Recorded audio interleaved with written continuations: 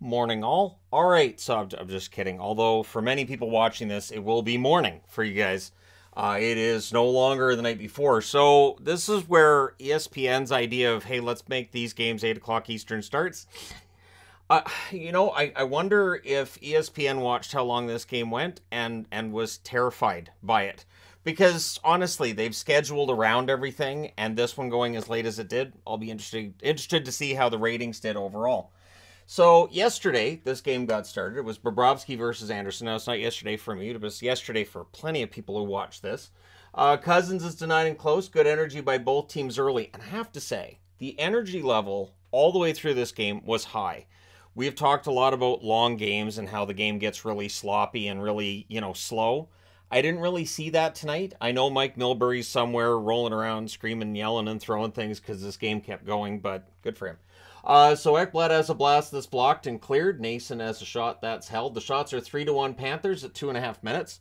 Both goaltenders were fantastic. Slavin has a shot that deflects wide. Natchez has a net feed that gets picked off. Verhaeghe has a turnover chance that's held.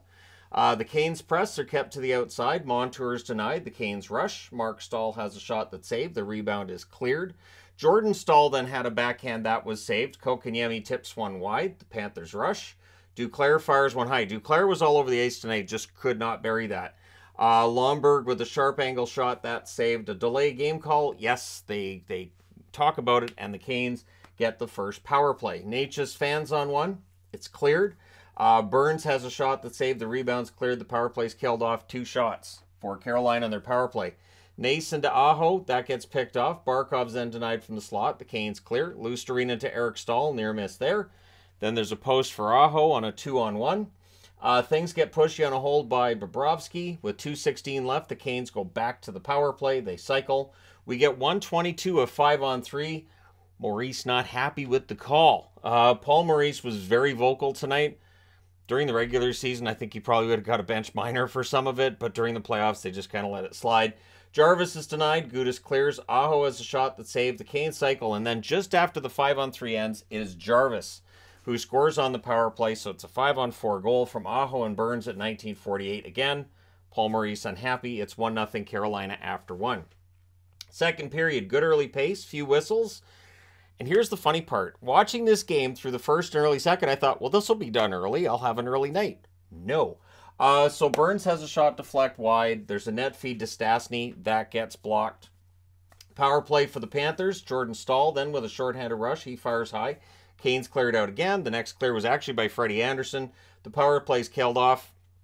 It never really got set up. It had one shot. It wasn't a dangerous one. Then there's a near miss for Nason as the Canes press. The shots are 3-2 for the Panthers at 9 minutes. And then they go back to the power play. But the Canes clear to start again. Tkachuk to Barkov gets picked off. The Canes aggressive on the penalty kill. There's a near miss for Barkov. Power play's killed off, just the one shot again. And I'm sure there's people who are going to be mentioning in the comment section, he forgot to put the score on the board. No, there's 2 boards. Don't worry about it. It's on the other board. So both teams playing the exact same style. And this is the concern I had. These teams both play, they like to hit, they like to back check. They defend very, very well. They cut off the middle of the ice very, very well. They're all about counterattacks. But when both teams are playing really solid defense, you end up with an epic game. Stepan has a rush that's defended, and then on a one-timer off a great pass from Duclair, Barkov scores to tie the game at 1. Verhaeghe with the other assist at 15:28. Canes look to answer. Aho has a shot that saved. The Panthers clear. Reinhardt had a rush chance. That was defended. Natchez is denied on a turnover chance. Duclair couldn't bury one, and then Verhaeghe did. It's cycled, and he buries it, and he's just kind of left on his own. Carolina's defense gets kind of crossed up there. Duclair and Barkov with the assists, that's at 17:43. So that line ties the game and puts them ahead 2-1. That one went over Anderson's elbow and in. And that was a spot they kept shooting at too, and Anderson kept making saves after that. So Fast nearly answers. Things get pushy on that one. Shea has a blast that's kicked aside. The Panthers clear. Pesce has a buzzer beater. That's fired wide. It's 2-1 Florida after 2.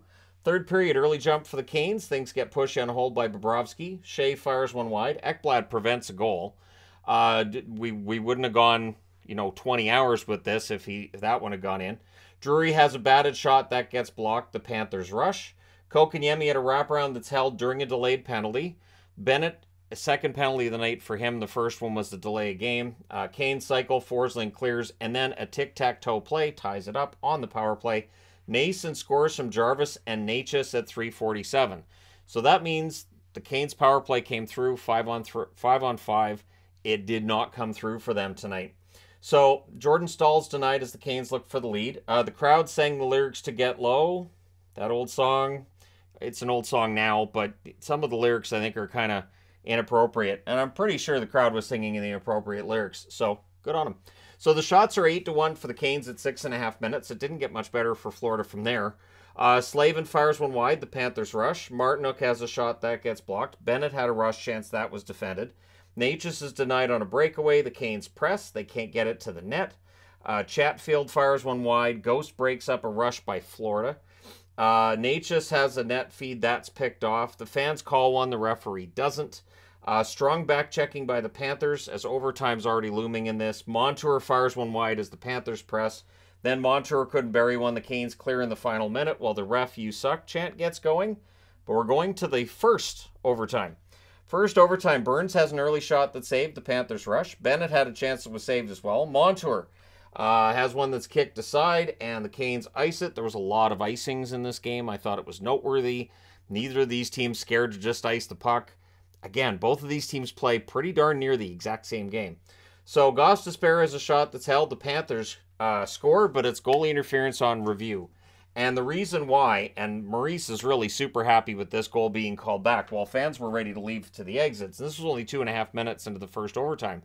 But Colin White goes into the crease on his own. If you go into the crease on your own and you contact the goalie and the puck goes in, the goalie hasn't had the time to reset, it will be taken back. Now, in the event that you're pushed into the crease by the other player, fine, but in that case, it's not a penalty, but it's also not a goal. So that takes it off the board. Panthers nearly score the next shift, but they draw a power play and they call a timeout. That leads to a shorthanded chance for Martinook, but he shoots that one high. Panthers set up, the Canes clear. Then there's a shorthanded rush by Jarvis. He fires wide. The power play's killed off.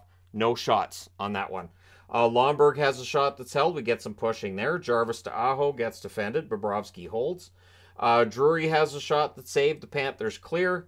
Verhaeghe has a chance held as well. One thing that was great with these goalies tonight, almost no rebounds. And if it was a rebound, it didn't go to a dangerous spot. Aho to Jarvis near miss as the teams exchange rushes. The Panthers press at 11 minutes. There's a power play for the Canes on a high stick by Duclair. Crossbar for Jarvis. It's cleared out. Then there's a shorthanded rush by Eric Stahl. That kills some time. Both of the Stahl brother forwards prominent on their team's penalty kills. So that was killed off. One shot for Carolina on that power play. Verhaeghe then has a shot that deflects out. Eric Stahl has a wraparound. That's saved. Fans booing icing calls at this point in the game because I think they wanted it over. Canes turning it over a lot late in that period. Burns has a shot that saved. The rebounds held. The Canes press in the final minute. So we're past the first overtime. We are going to the second. And this is where, I mean, I said to Yvonne during the first overtime, this game could go forever. Like, it was quite clear that both teams were playing the exact same style. Both goalies were dialed in. It felt like this game could go forever. And if not for, you know, what happened very late in that overtime there, I'd still be watching hockey right now. So in the second overtime, there's a net feed to Duclair. Near miss there. Kotkaniemi has a rush chance that's held. Aho has a shot that's held the next shift. Lindell fires one high on a turnover chance. Verhaeghe then fires one wide. There's a crossbar for Jordan Stahl. So the crossbar twice for Carolina. So close, but yet so far. Canes, again, turning it over. But I think this is where you have to give Florida that credit too, because Boston had this problem. Toronto had this problem. Well, if Carolina's having this problem too, it's official. Florida's very good at forcing those turnovers. Panthers press at 4 minutes. Chatfield has a shot that's held. Few rebounds again. Panthers press again at 6.5 minutes. Gudas has a shot that's saved. Burns fires one high on a rush. Gostisbehere to Nason. Bob poke checks it, so Bobrovsky doesn't let that happen. Aho's denied and close. The Panthers clear. Mahura has a chance that's caught and held. And we are past midnight in Carolina at this point. Absolutely insane. By the end of this game, there were fans that had left. I really don't blame them. There were people who had to go to school, had to go to work. Totally understandable. So, Bennett has a wraparound that's defended as the Panthers press. The Canes ice it. Forsling has a blast that's held. Barkov to Duclair, near miss there. A stretch pass to Jesper Fast misses, and so that becomes an icing again. Burns has a screenshot that's held. Tkachuk then had a chance that was held as well. Kotkaniemi to Martinook gets defended. It doesn't get there. Mark Stahl has a blast that's held with 18.2 seconds left. So, after 2 overtimes, we need to go to a third. So in the third overtime, Natchez has a net feed that gets picked off. Puck bounces to Bobrovsky, so he holds on to it, which is a smart move. When you look at long overtimes, it's usually a mistake that leads to the goal. And so as a goaltender, anytime the puck comes to you, you just cover it. That's really simple, and you just get that done. Panthers press. Gudas has a shot that's saved and then cleared. Lomberg fires one wide. Maurice really angry with an icing call. And this is where I wrote he needs a Snickers. Because, boy, the language coming out of his mouth. I can read lips. And, man, Paul Maurice, one angry guy tonight. So, yeah, I think I would have loved to have seen one of the assistant coaches hand him a Snickers bar. Because it was the embodiment of that commercial. If somebody doesn't make a commercial with him in it, I don't even know what we're doing here. I have no idea what the point of commercials are, because that was Snickers behavior. Or non-Snickers behavior. So, Canes iced it on the next play. Montour has a bank shot that's held, and then he had a blast that was saved. Montour skated over 13 kilometers tonight. In miles, that's like 6.5 or 7. So, Canes ice it again. Panthers, then they ice it, and the players are getting tired, but it wasn't really negatively impacting the game. Again, usually by the time you reach the third overtime, and looking back to the old days, yeah, these players are all just done. They're all exhausted. They're all finished. Not so much in today's game. Really good conditioning for the athletes. So, after that, Slavin has a shot that's kicked aside. The rebound's cleared. Montour's then denied. The Panthers press. Bennett has a shot that's tipped wide. Forsling had a shot that was held. Rebound control, again, by both goaltenders, really solid throughout the overtimes. And then Duclair has a shot that's blocked as the Panthers press. Aho had a shot blocked as well. Slavin's chance then is held. Tkachuk fires one wide. The Canes clear. Teravainen fires one wide. Lundell with the net feed. That gets picked off. Another icing by Carolina. Montour then a blast saved as the Panthers press. Montour also had a shift in the overtime that went about 3 minutes. And it was in the triple overtime. So, again, the conditioning of today's athlete is on a whole other level. So, Burns has a shot that's caught and held. The play's getting a bit scrambly at the 15-minute mark. We're up to 1 a.m. local time. So it's understandable things get a little bit sloppy out there. And you know this tends to happen, right? So, Gostisbehere has a shot that's held. We're down to 3:36 left from the fourth overtime. Longest game in Canes history. This becomes the longest game in Florida history as well. Panthers press at 17 minutes. I don't put how many minutes are left because it's overtime. We don't know how many minutes are left. That's why every time the announcer tonight said, well, we're at the halfway mark of this overtime, I'm like, no, we're not. We don't know. We don't know if we're halfway through. Although by the fourth overtime, I'm like, you know what? Yeah, we're halfway through. Yeah, this is never going to end. Eric Stahl has a rush chance that's held in the final minute. The Canes call a timeout. Natchez nearly ends it on a rush after. Puck deflects out. Anderson makes saves right before the horn. So Freddie Anderson makes sure we go to the fourth overtime. Little errors showing up early in that fourth overtime. Again, totally understandable, but nowhere near the level it would have been in the 80s. Tkachuk has a net feed that gets picked off. Chatfield has a shot deflect out. Aho with a near miss from the side of the net. We then get a power play for Carolina. And this is really your key here. You can find numerous keys in these games because, yeah, we went so long that this is more than one game. This is more than 2 games that you witnessed tonight. So if you went there and you watched it in person and you're sad because Carolina didn't get the win, you watched two plus games. You at least got your money's worth for that. So, power play for the Canes. They cycle early. Burns has a shot that's blocked and cleared. There's a tip shot by Aho that goes wide. Jarvis is then denied. More cycling. Gostisbehere fires one wide. Foss couldn't bury one. Barkov clears. It's killed off. No shots actually get on the net on that Carolina power play. And then the Panthers ice it after. Verhaeghe then can't bury one in close. The Panthers press. Anderson holds with Bennett on the doorstep. Panthers icing, and it feels like it had to end soon. Like, it felt like we're getting to that time where you guys are getting a little bit tired here, but we're not that late yet in the period. So Burns has a blast that's held. Pesce had a net feed picked off. The Panthers guilty of icing after that. Martinook has a blast that's held. Bennett's denied and close. Anderson holds. So again, Freddie Anderson keeping this tied. Duclair has a rush chance kicked aside. Forsling has a screenshot held. Dry scrape happens at 1:41 in the morning local time. So that's probably a pretty slow. And for people who are working there in facilities, like people doing the dry scrape, man, it's just got to be tough. Burns has a blast that deflects out. Lundell's denied on a 2-on-1. The Panthers then press. Chatfield clears one out of the crease, so that was almost a goal there. Canes clear it without icing it, and then the Panthers are guilty of an icing. Burns then had a screenshot, that's held. Faust fires one high on a turnover, and then Jarvis is denied on a 3-on-2. Bobrovsky holds. Gostisbehere has a shot that deflects out. Duclair with a 4-on-2 chance, that's blocked by Slavin. And then White blocked off a Stastny net drive. And if not for Colin White's defensive play there, this game probably would have been won by Carolina at that point. Forsling has a blast that goes wide. The Canes clear. The fans call one. The referee doesn't. Aho's denied on a rare rebound, and Bobrovsky holds. And then as we're getting ready for the 5th overtime, I had the 8 on the board. Just going to be completely transparent. I had the 8 on the board. I'm like, well, it's 5th overtime. I had 1947. A good forecheck. Bennett gets the puck over to Tkachuk. Tkachuk buries it from the slot, immediately points to the exit. And I don't blame him. The 4th overtime, just before the 5th, it's a 3-2 win for Florida. They lead the series 1-0.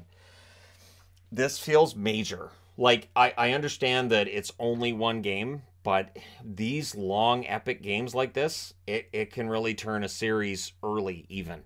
So we'll see game 2. Which is not that long from now, really. But we'll see in game 2 on Saturday what Carolina does to answer for this. Your 3 stars in this one are Tkachuk, Bobrovsky, and Jarvis. Shots on net, 12-10 Carolina in the first, 8-5 Florida in the second, 14-2 Carolina in the third. First overtime, 7-5 Carolina. Second overtime, 10 apiece. Third overtime, 11-8 Florida. Fourth overtime, 14-9 for Florida. So the final shots are 65-60 for Carolina. I thought Florida got better as the game went along. Power plays, Florida 0 for 3, Carolina 2 for 6. Hits were 46-35 for Florida. I want to call BS on that because, honestly, there were a lot of hits being thrown in those overtimes. Maybe the guys calling the hits just went home because I was surprised. Third and fourth overtime, guys were still throwing big hits. So really, really good game. Bobrovsky, 63 saves on 65 shots. Freddie Anderson saves 57 out of 60. And now the question has to be, and I'll agree with Kelly Rudy on Sportsnet after the game, these goalies are both going to be pretty exhausted from this effort tonight. What do you do for game 2? If you're Carolina, do you go with the other goalie? If you're Florida, do you consider Lyon? Only because it is possible, and I understand that what I said earlier about the conditioning of athletes could carry over to goaltenders as well, but it is possible that these goalies coming off this 4 overtime epic could be really tired to start the next game, and maybe you want to look in the other direction. I don't think they will, but we'll revisit it and see what the decision is that would have been the right decision after the game, because Monday morning quarterbacking is how we hockey fans do things.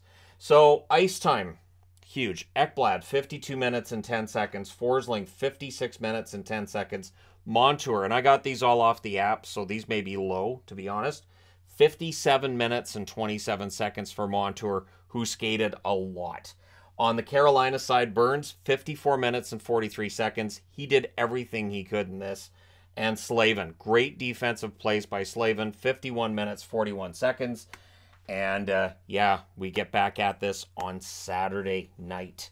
So, there you go. One of the more epic recaps I've ever done.